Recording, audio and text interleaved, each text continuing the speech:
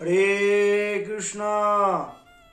এই জড়জগতের বন্ধন থেকে মুক্ত হওয়ার জন্য যারা ঐকান্তিকভাবে আগ্রহী তাদের অতি অবশ্যই এই বিষয়টি জানা দরকার।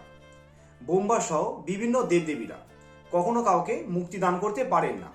দৈত্যরাজ হিরণ্যকশিপু অমর হওয়ার জন্য কঠোর তপস্যা করেছিলেন, কিন্তু তার আরাধ্য দেবতা ব্রহ্মা তাকে তার ঈপ্সিত বরদানও করতে পারেননি।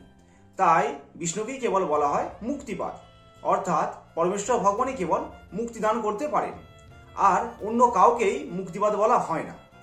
এই জগতে অন্য সমস্ত জীবের মতো স্বর্গের দেবতারাও প্রলয়ের সময় বিনাশপ্রাপ্ত হন, তারা নিজেরাই মুক্তি লাভ করতে পারেন না।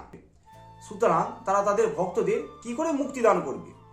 দেবতারা তার ভক্তদের সাময়িক সুযোগ সুবিধা প্রদান করতে পারেন, কিন্তু তাদের অত্যাধিক মঙ্গল সাধন করতে পারেন না। তাই মুক্তিলাভ ইচ্ছুক ব্যক্তিরা স্বেচ্ছাকৃতভাবে বিভিন্ন দেবদেবীর পূজা পরিত্যাগ করে কেবলমাত্র বিষ্ণু তত্ত্বদেরই আরাধনা করেন, কিন্তু তারা অন্য সমস্ত দেবদেবীর প্রতি অশ্রদ্ধাপরায়ণ নন। হরি বল।